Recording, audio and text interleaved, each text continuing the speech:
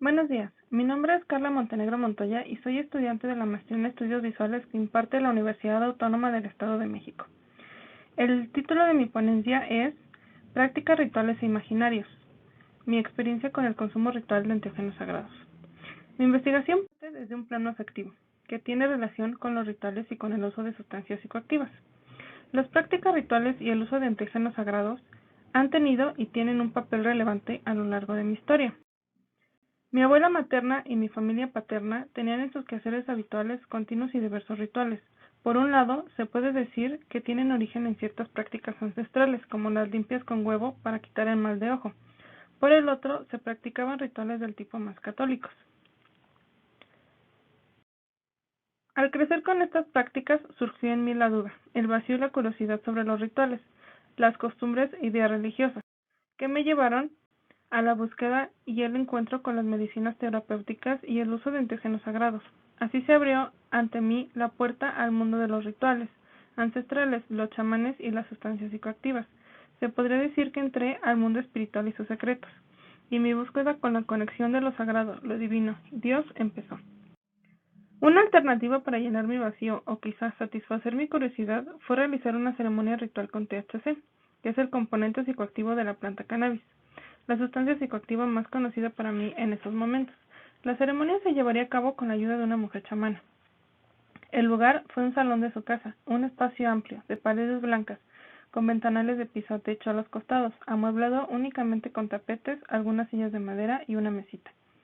En medio de los tapetes había un mantel con semillas de cacao a manera de ofrenda, un ramo de flores blancas, un par de cuencos y justo en medio un plato con 2 trozos de chocolate amargo con el concentrado de la sustancia THC. La chamana inició la ceremonia cerrando los ventanales para no permitir el paso de la luz natural. Encendió las luces que eran muy tenues de luz amarilla. Nos sentamos en los tapetes con las piernas cruzadas y después de decir unas palabras me ofreció el chocolate. Una hora después de estar sentada y en estado de meditación, comenzó el efecto psicoactivo del THC en mi organismo. Sed, pérdida del sentido del tiempo, letargo, incapacidad para articular oraciones completas fueron los primeros síntomas que experimenté. Pero después vinieron a mí las visuales, las imágenes mentales. Con los ojos abiertos pude ver que el espacio se llenó de líneas de luces moradas. Era un morado que brillaba con luz propia, que parpadeaba y pasaba del blanco al morado. La luz de las lámparas amarillas era ahora morada y morada y blanca otra vez. Entonces, en un parpadeo, apareció una forma humanoide a mi lado izquierdo. Transparente, pero brillante, como una burbuja de jabón, que reflejaba la luz blanca y morada a través de ella. Pensé que era la chamana, pero no. Ella estaba al otro lado. De pronto, la figura se mueve y se acuesta a mi lado. Se queda ahí y yo seguí meditando. Un par de horas después, y ya con menos efecto de la sustancia, me asustó la lógica de lo que vi. Me pregunté si todo eso era producto de un sueño, aunque estaba con los ojos abiertos, consciente pero en un estado alterado por la sustancia. Entonces me pregunté si lo que vi fue producto de mi imaginación, si se trató de una visión, si lo que recuerdo corresponde a mi narración o de plano, ¿qué se imaginarán las personas a las que les platico mi experiencia?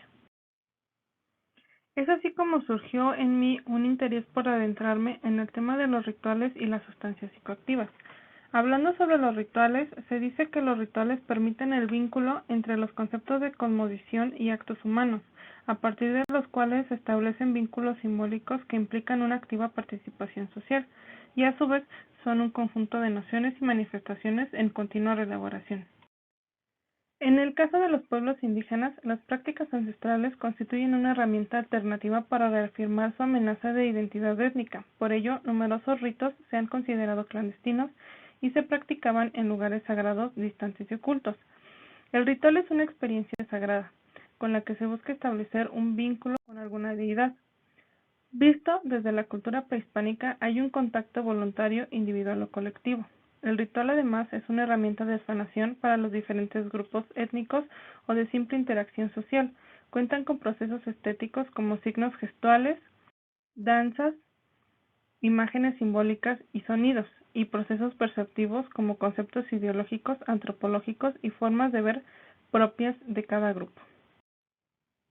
Comúnmente se utilizan en los rituales sustancias enteógenas. Este término surge en 1979, procede del griego enteos, que significa Dios adentro, y designa aquellas drogas que producen visiones y de las que se ha demostrado que han figurado en ritos religiosos o chamánicos. Estas sustancias pueden provocar percepciones inexistentes o que generen cambios en la percepción del entorno, en el pensamiento y en el estado de ánimo, sin pérdida de conciencia, y según los registros de muchas comunidades indígenas, representan el acto humano que ayuda a vivir el concepto de cosmovisión. Hoy en día se difunde el hacer estas prácticas con el consumo de sustancias. Además, hay una constante invitación a la búsqueda del ser interior o alguna conexión cósmica o espiritual. Las ceremonias rituales están muy presentes en distintas ceremonias y grupos sociales en la actualidad. Al existir un cambio sobre el uso y consumo de sustancias enteógenas, de las cuales ya se tiene registro y uso en ceremonias antiguas dentro de las diferentes regiones de México y Latinoamérica. En consecuencia, al cambiar la idea y consumo de estas sustancias, existe un cambio en la ceremonia y los diferentes rituales donde los diferentes grupos pretenden preservar y continuar con estas costumbres, los transforman y adaptan a los nuevos propósitos.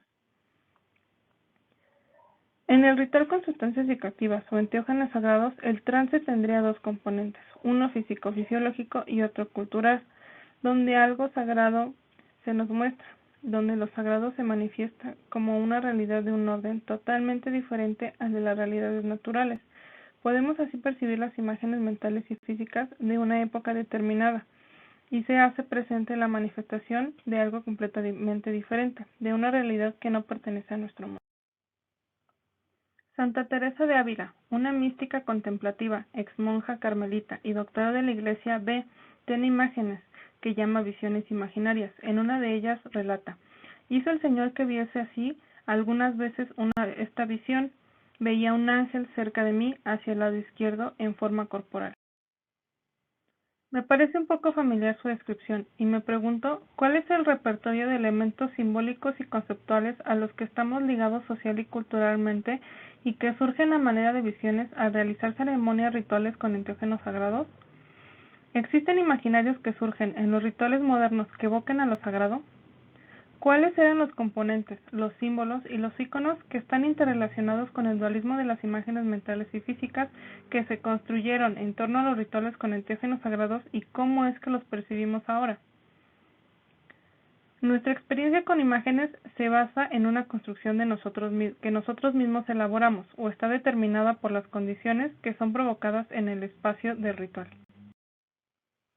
Es así como mi investigación se desplaza hacia los imaginarios y las representaciones en el arte, y encuentro que se considera como imaginario del arte al conjunto de actos materiales y mentales que constituye el espacio psicocultural. Se observa en ese imaginario cierta homología con los sistemas religiosos, la manera en cómo a lo largo de nuestra historia construimos lo sagrado y cómo a través de la actualización de rituales con enteógenos sagrados que son de mi interés, lo que era profano se puede sacralizar y lo que era religioso puede volverse profano.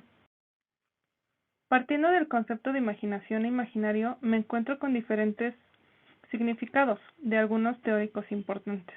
Por un lado, imaginación y su significado de diccionario se define como la imagen simbólica a partir de la cual se desarrolla una representación mental.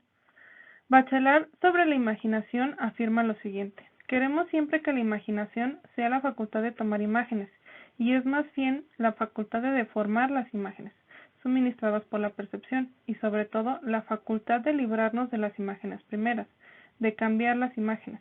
Si no hay cambio de imágenes, unión inesperada de imágenes, no hay imaginación, no hay acción imaginante.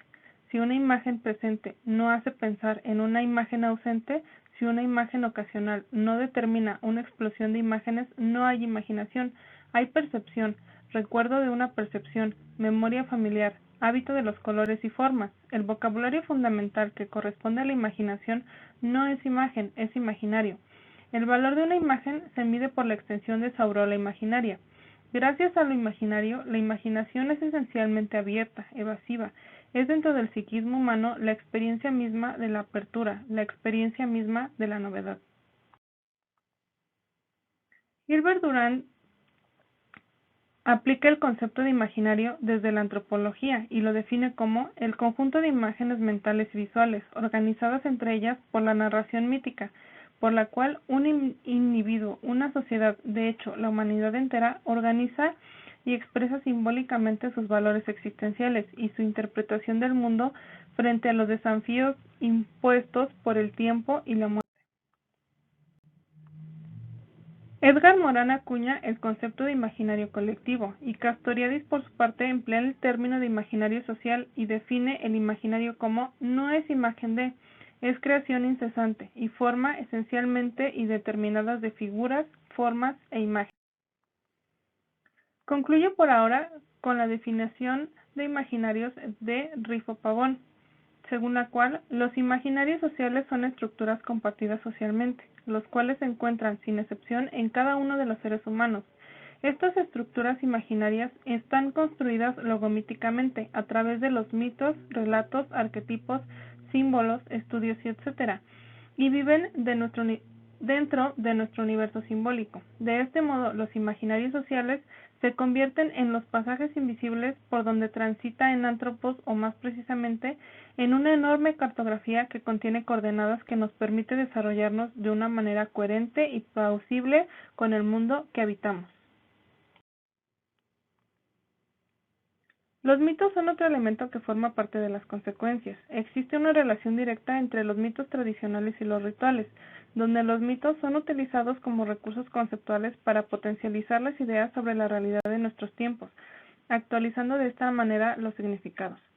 Según historiadores de la religión, entre los modernos que se proclaman a religiosos, la religión y la mitología se han ocultado entre las tinieblas de su inconsciente, lo que significa que también las posibilidades de reintegrar una experiencia religiosa de la vida yacen en tales seres muy en las profundidades de ellos mismos. Quizás con la ayuda, el uso y práctica de rituales con enteógenos sagrados podemos traer a la realidad todas aquellas construcciones simbólicas que esperan en el subconsciente. Así me encuentro con que los actos rituales con el uso de enteógenos sagrados como búsqueda de una entrada a la cosmovisión indígena o étnica puede o no ser vivida y experimentada en la actualidad por el individuo como un acto sagrado. La ritualización y desritualización presentan a través de los imaginarios elementos religiosos, tal vez católicos, que significan que se encuentran con mitos, donde existe un lazo entre la psique humana y el arte visual, y por otra entre el arte visual y el mito, entre la imaginación y lo imaginario. Concluyo con lo siguiente. Mi intención en la investigación girará en torno al mito y su visualidad, para encontrar las relaciones que establecen por una parte entre la psique humana y el arte visual y por otra entre el arte visual y el mito, para identificar los distintos imaginarios que adopta la epifanía del mito en el espacio pictórico, buscar las interrelaciones profundas entre mito y pintura, la producción fantástica del deseo, las estructuras antropológicas de lo imaginario, todo esto en torno a los rituales con el uso de enteógenos sagrados. Mediante el estudio de los imaginarios, pretendo destacar cómo las nuevas prácticas van acompañadas de cambios y transformaciones en las nuevas visualidades, y si es que existe evolución o transformación, expansión o síntesis, desaparición o adaptación. Mi forma de comunicación visual tiene como punto de anclaje el ritual con el uso de enteógenos sagrados. Existe en mí una curiosidad visual alrededor del oculto, un deseo, busco de alguna manera el elemento que no se ve, entre la presencia y la ausencia, entre el ver y el mirar. Entre el ritual hay una conexión con la imagen mental y la cosa de afuera, que produce metáfora, que se puede transformar en imagen o lenguaje, entre el observador y el objeto. La creación de imágenes a partir del ritual con psicodélicos, quizá para encontrar una imagen para algo que no la tiene. Buscar la tensión visual entre la imagen artificial y la realidad, entre la realidad artificial y la imagen. Algo que no podemos ver, pero que sin embargo buscamos. Un intento para traer mi mundo espiritual al mundo de las imágenes. Y es así como hasta ahora se ha ido transformando mi proceso de investigación. Muchas gracias por su atención.